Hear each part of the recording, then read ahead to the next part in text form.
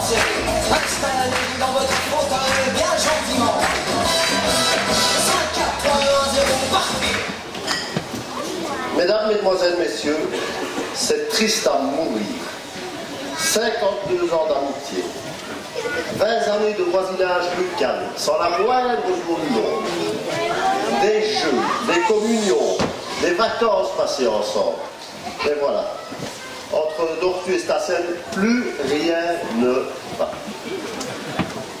Fallait s'en douter, hein. Marchand de pyjama et la famille couche tout nu.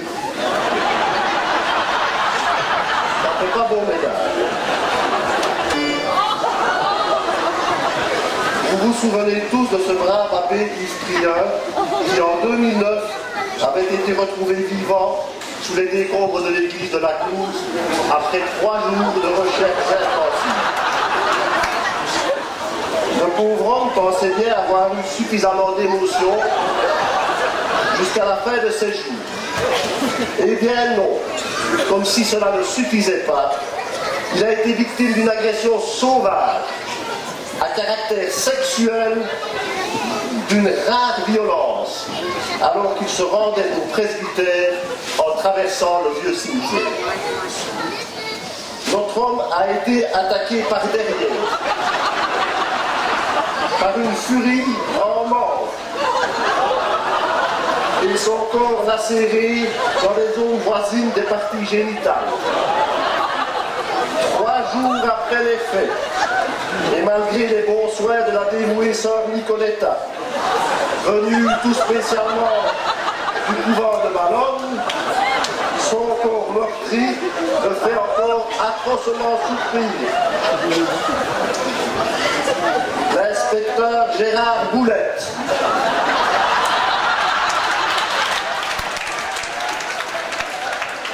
de la police judiciaire, descendu directement sur les lieux de l'attaque, a affirmé lors d'une conférence de presse que ce crime ne restera pas impuni. De fait, notre Colombo local est sur une piste sérieuse et l'étau se resserre grâce au témoignage d'un témoin digne de foi.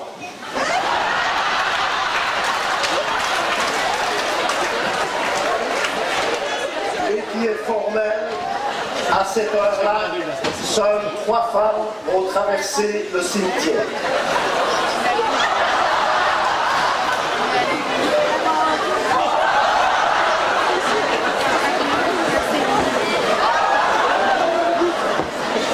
De plus, une pièce à conviction a été retrouvée sur place. Il s'agit d'un string contenant des poils pubiens.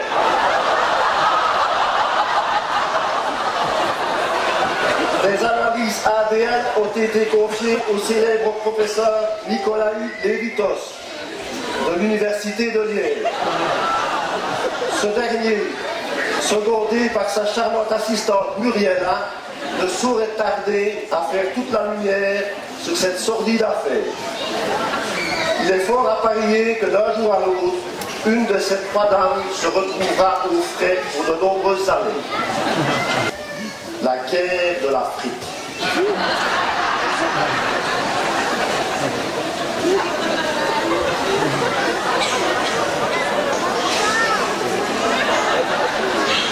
Et pour cause, alors qu'un artisan, depuis 32 ans, s'évertue dans la tradition et dans la qualité à régaler la population,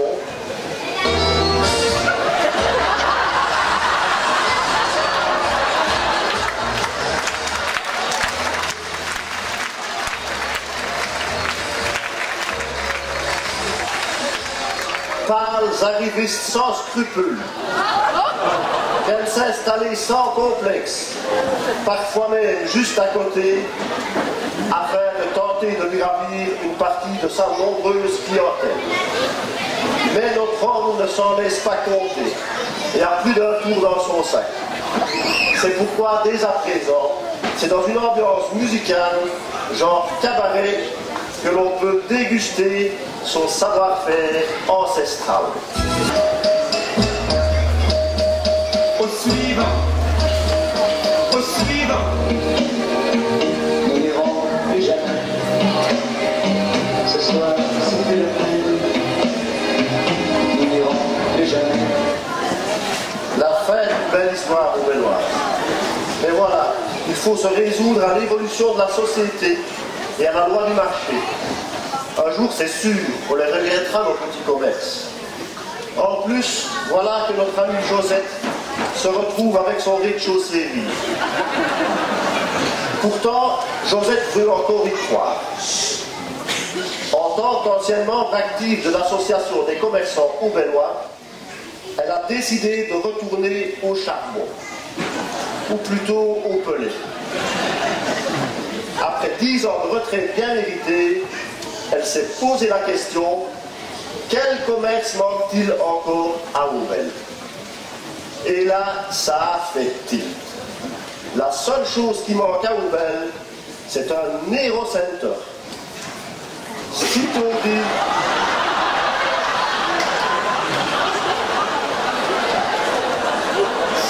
dit, sitôt fait. Voilà notre brave Josette transformée en maquerelle de luxe. Afin de préserver sa famille et sa vie privée, elle officiera sous le pseudonyme de Madame Jo.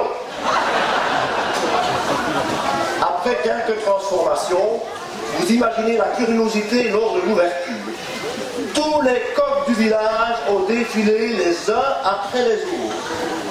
Certains y allant même en costume de travail, soi-disant livrer de la viande. Tous les jours 6 kilos, Chantal et Nathalie vont finir par croire que Madame Jo a un lion. Ou celui-ci.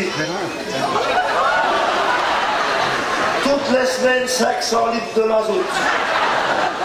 Alors que sa brave femme bafouée sait très bien que Josette a le chauffage électrique.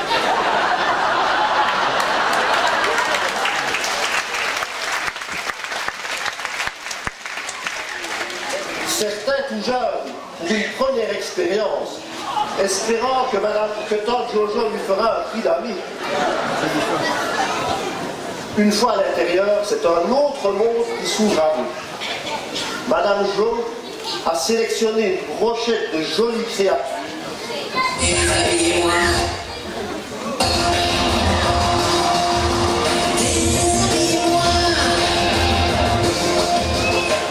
Avec notamment la délicieuse et aguichante Jedima, qui, après de nombreuses années passées dans les plus grands clubs parisiens, est venue terminer sa carrière à la campagne.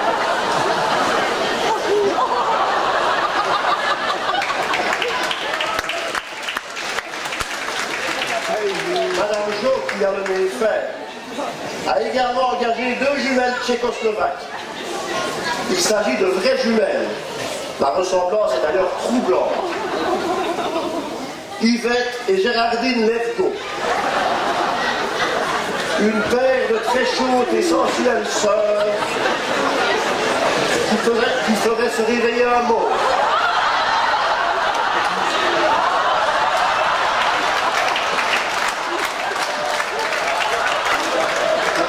Il est fort à parier qu'après une pareille expérience, notre petit Nicolas n'aura plus aucun problème d'acné juvénile.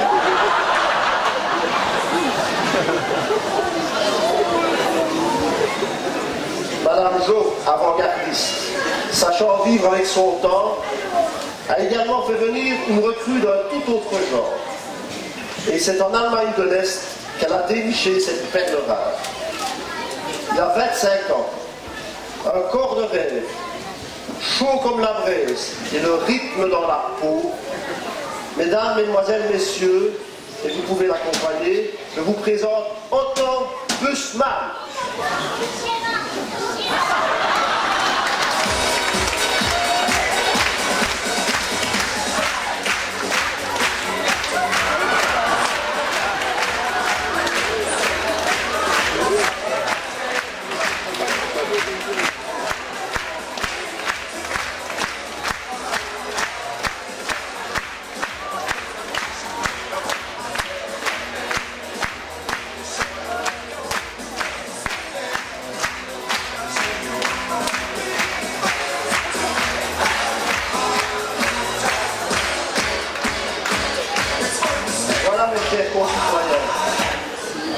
souhaitons longue vie et prospérité à Madame Jo.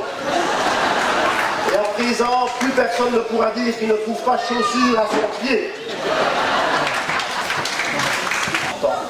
En 2043. C'est bien difficile. Il va falloir quelque peu flatter ma poule. Bien entendu. Un grand bouleversement politique. Avec un retour très franc des humoristes au pouvoir. Vous voulez sans doute dire des humanistes? C'est pareil.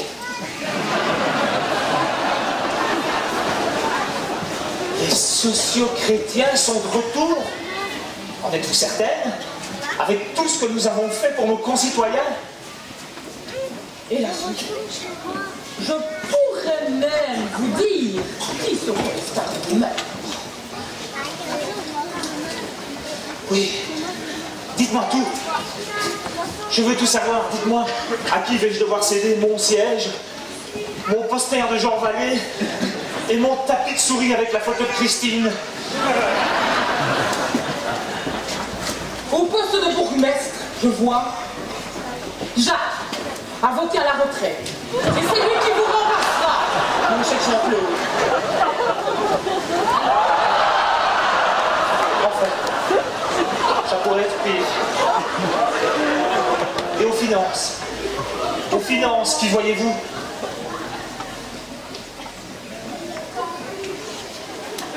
Enfin, pourquoi me regardez-vous comme ça, du coin de l'œil?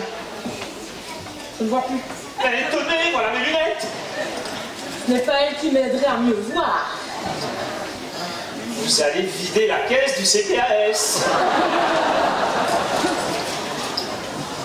Aux finances, vous dites. Je vois Thierry. Thierry remplacer Béatrice. Tant de dévouement pour en arriver là.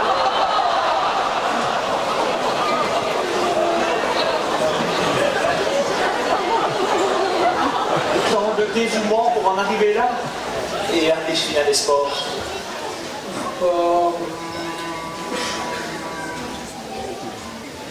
Je vois Anne. Anne, à la place de Freddy.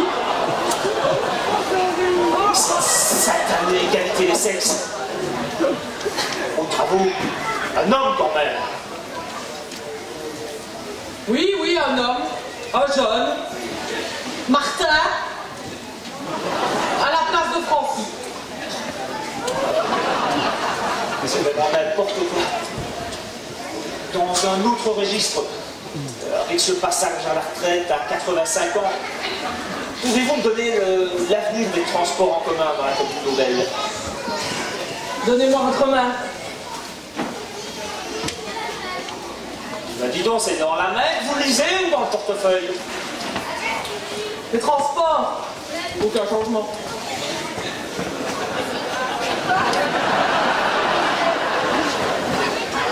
Dernière chose. Qu'est devenue cette brave Maggie? Maggie. La voilà justement à sa sortie de l'Antin. Elle dira ne rien regretter. Surtout que l'aumônier de la prison était sacrément bien foutu. C'est invraisemblable, elle n'a pas pris une ride. Et une toute dernière faveur. Qu'en sera-t-il de la guerre de l'Afrique dans 30 ans? Tous les amateurs seront appelés à disparaître